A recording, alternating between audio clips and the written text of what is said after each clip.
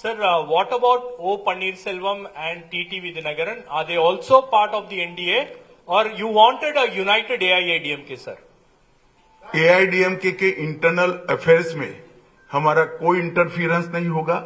जहां तक एनडीए के साथी दलों का सवाल है, AIADMK और बीजेपी का तमिलनाडु यूनिट बैठकर तय करेगा। அதிமுகவின் தனிப்பட்ட அவங்க கட்சி விடயங்களில் நாங்கள் தலையிடப் போவதில்லை. மற்றபடி தேர்தல் விஷயங்கள்ல அவர் தலைமையில நாங்க எல்லாரும் அமர்ந்து பேசி எங்களுடைய திட்டமிடலை செய்கிறோம். सीटों की संख्या और सरकार बनाने के बाद मिनिस्ट्री का बंटवारा दोनों यूनिट्स हमारे साथियों के साथ बैठकर बाद में तय करेंगे.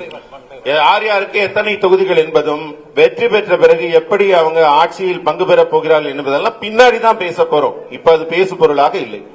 एक सेकंड सर, can I? சொல்லுங்க சார்.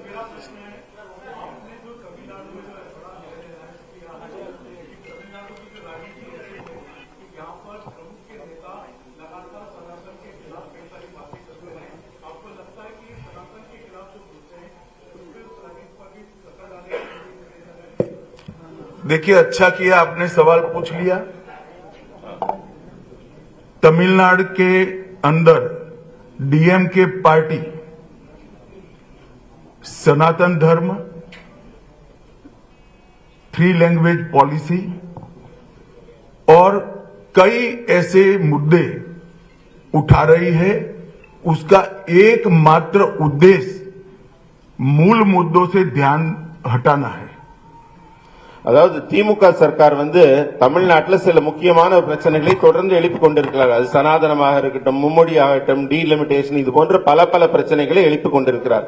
அது என்னன்னா, அவர்களுக்கு இருக்கிற ஆட்சியில் இருக்கிற முக்கியமான பிரச்சனைகள், ஊழல், மோசடி போன்ற பிரச்சனைகள் இருந்து மக்களை திசை திருப்புவதற்காக இது போன்ற பிரச்சனைகளை எழுப்புகிறார்கள். சார், தமிழ்நாட்டில் एक सेकंड சார், தமிழ்நாட்டில் एक सेकंड भाई, मेरी बात तो समाप्त होने दो।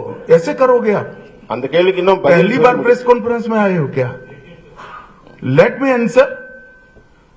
तमिलनाडु का चुनाव आने वाले दिनों में डीएमके सरकार के घनघोर करप्शन, लॉ एंड ऑर्डर का इश्यू, दलितों पर अत्याचार और महिलाओं पर अत्याचार के आधार पर तमिलनाडु की जनता वोट करने जा रही है। வரப்போகிற தேர்தல் எப்படி இருக்கும் என்றால், திமுகவின் மிகப்பெரிய மோசடி ஊழல்கள் பற்றியும், அதே போல சட்டம் ஒழுங்கில் இருக்கிற ஆபத்தை பற்றியும், தலித் மக்கள் மீது தொடுக்கப்படுகிற தாக்குதல்கள் குறித்தும், பெண்கள் குறித்து இருக்கிற ஆபத்து, பெண்கள் மீது தொடுக்கப்படுகிற தாக்குதல் குறித்தும், இது போன்ற திமுகவின் செயலிழந்த தன்மைதான் திமுகவுக்கு இந்த முறை தேர்தலில் மிகப்பெரிய பேசு பொருளாக இருக்கு. डीएमके सरकार ने 39,000 करोड़ के शराब घोटाला, sand mining scam, energy scam, ELCOT scam, transport का scam, money laundering scam, nutrition kit scam, free dhoti scam, cash for job, red sand smuggling और मनरेगा स्कैम। इसके अलावा भी बहुत सारे स्कैम का जवाब पहले तमिलनाडु की जनता को देना चाहिए। तमिलनाडु की जनता स्टालिन और उदयनिधि से एक करप्शन का जवाब मांगती है। இந்த தேர்தலில் திமுக மக்களுக்கு பதில் சொல்ல கடமைப்பட்டிருக்கிறது. தமிழகத்தின் முதல்வராகிய ஸ்டாலின் அவர்களும் துணை முதல்வர் உதயநிதி ஸ்டாலின் அவர்களும் தந்த ஊழல் स्कैम के नाम पढ़ो। நாம் டாஸ்மாக் ஊழல் முதல்ல இருக்கிறது. டாஸ்மாக் ஊழல், அதுல மிகப்பெரிய மோசடி நடைபெற்றிருக்கிறது. அதே மாதிரி 39,775 கோடி அந்த மோசடி நடைபெற்றிருக்கிறது. அதே மாதிரி மணல் இங்கிருந்து கொள்ளை போகிறது, அது 5,800 கோடி ரூபாய்க்கு மேல் அந்த மோசடி இருக்கிறது. எனர்ஜி, மின்சாரம், அந்த நிலக்கரி, இது போன்ற ஊழல்கள் 4,400 கோடி. எல்காட் நிறுவனத்தில் நடைபெற்றிருக்கிற அரசு நிறுவனத்தின் பங்குகள் விற்பனை மூலம் மோசடி 3,000 கோடிக்கு மேல் இருக்கிறது. போக்குவரத்து துறையில் நடைபெற்றிருக்கும் ஊழல் 2,000 கோடிக்கு மேல் இருக்கிறது. பண மோசடி, மணி லாண்டரிங்ல 1000 கோடிகளுக்கு மேலே ஊழல் நடைபெற்றிருக்கிறது. அதே போல ஊட்டச்சத்து கிட் வழங்குறதுல 450 கோடி. அதே மாதிரி இலவச வேட்டி சேலை, அரசு வேலைக்காக பணம் பெறுவது, செம்மண் கடத்தல் என்று திமுகவின் மோசடியில மன்ரேகா ஸ்கீம் சொல்ற அந்த கிராமப்புற வேலைவாய்ப்பு திட்டத்துல கூட மிகப்பெரிய ஊழல். ஒரு தனிநபருக்கு கிட்டத்தட்ட 45,000 ரூபாய்க்கு மேல மோசடி நடைபெற்றிருக்கிறது. இதற்கெல்லாம் பதில் சொல்லும் நிலைக்கு இந்த முதல்வரும் துணை முதல்வரும் மக்களுக்கு பதில் சொல்ல கடமைப்பட்டுள்ளார்கள். பிரதர் ஒரு நிமிஷம், நீங்க எந்த மீடியா இருந்தாலும் சரி ஒருத்தருக்கு வாய்ப்பு கொடுக்க விட உங்க பேரு உங்க மீடியா சொல்லிட்டு अरे भाई ओ रहने दो ना. சொல்லுங்க, அடுத்த கேள்வி கேளுங்க. சொல்லுங்க தம்பி. தமிழ்நாட்டுல நீட் தேர்வு ஒரு பெரிய பிரச்சனையா இருக்கு. இந்த நீட் தேர்வுல வந்து திமுக தொடர்ச்சியா அதுல வந்து பிரச்சனை பண்ணிட்டு இருக்காங்க. அண்மையில கூட ஒரு அசம்பிளி பார்ட்டிஸ்ல எல்லாம் கூப்பிட்டு அவங்க ஒரு ரெசல்யூஷன் போட்டுட்டு இருக்காங்க. இந்த மாதிரி விஷயங்கள்ல தமிழ்நாட்டுக்கு பிஜேபி டெட் அகைன்ஸ்டா இருக்கு அப்படின்றத ஃபீல் பண்றாங்க. சோ உங்க அலையன்ஸ் இதுக்கு எப்படி பதில் சொல்வீங்க? नीट का इश्यू तमिलनाडु में बहुत बड़ा समस्या देखिए, बना है। नीट का इश्यू भी ये लोग ध्यान भटकाने के लिए खड़ा कर रहे हैं और डीलिमिटेशन का इश्यू भी ये लोग ध्यान भटकाने के लिए खड़ा कर रहे हैं. மக்களின் கவனத்தை திசை திருப்புவதற்காக மட்டுமே நீட் டீலிமிட்டேஷன் போன்ற பிரச்சனைகளை திமுக பயன்படுத்துகிறது.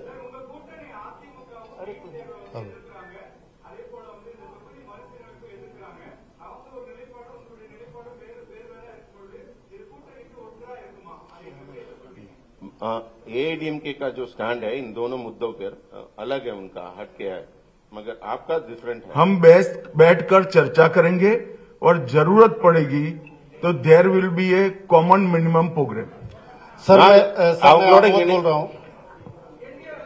नहीं, आप ट्रांसलेशन तो करो. क्यों ऐसा कर रहे हो? ஒரு அதிமுகவுடன் நாங்கள் அமர்ந்து பேச்சுவார்த்தை நடத்தி இருவருக்கும் பொதுவான ஒரு கருத்து ஒத்துசைவு ஏற்படும். அதனால நீங்க பொதுவான கருத்து ஏற்பட்ட பிறகுதான் தேர்தல் இருக்கும். அதனால நீங்க கவலைப்பட வேண்டாம். सर मैं आमोद बोल सर आमोद காமன் நாங்க ஒரு லிஸ்ட், ஒரு common minimum programme, common consensus உருவாக்கப்படும் ரெண்டு கட்சிக்கும் இடையில. அடுத்து एक நாங்க பதில் சொன்ன பிறகு கேள்வி கேளுங்க. Wait for us to complete. Shrikant ji, आप जवाब लिखो मेरा, ऐसे नहीं होता है. नहीं, पूरा नहीं बीच में बोलने लग जाए. तो न मत सुनो. நான் கேள்வி பதில் சொல்லி முடிச்ச பிறகு கேள்வி கேளுங்க. பதில முழுமையா வாங்குங்க. then you ask question. you should take the reply properly. Sir sir sir मैं आमोद मैंने नीट के बारे में ही कहा, शायद आपने सुना नहीं. நீங்க सर சொல்லுங்க. सर मैं ट्रांसलेशन तो कर. நான் நீட்டை பத்தி தான் உங்களுக்கு சொன்னேன். திரும்ப நீங்க அதுக்கு அதே கேள்வி கேட்கறீங்க. அதுக்கான பதில் சொல்லி ஆகிவிட்டது. பொதுவான கருத்து ஒத்துசைவு வந்த பிறகுதான் நடக்கும். सर मैं आमोद बोल रहा हूँ. आपने एक विषय कहा कि तमिलनाडु में करप्शन बड़ा इशू है, लेकिन उसको काउंटर करने के लिए बार बार भाषाई और डिलिमिटेशन का विषय लाया जा रहा है. कैसे काउंटर करेंगे? हम जो जनता के असली मुद्दे हैं उसको लेकर जनता के बीच में जाएंगे और मैं मानता हूं कि तमिलनाडु की जनता असली मुद्दों को जानती है और डीएमके से जवाब भी चाहती है. நான் தமிழ்நாடு மக்களை சந்திக்கும் போது தமிழ்நாடு மக்களின் உண்மையான பிரச்சனைகளை, அவங்க எந்த துன்பத்தில் இருக்காங்களோ அதை எடுத்துட்டு போவோம். மக்களுக்கும் மிக நன்றாக தெரியும் அவங்க பிரச்சனை என்னவென்று. அதனால மக்கள் பிரச்சனைகளை இந்த தேர்தலில் முன்னிறுத்துவோம். திமுக அவங்கள மாதிரி மடை மாற்ற மாதிரி கவன திருப்பு வேலைகளில் நாங்கள் ஈடுபட மாட்டோம். நேரடியான மக்கள் பிரச்சனைகளில் ஈடுபடுவோம். சொல்லுங்க.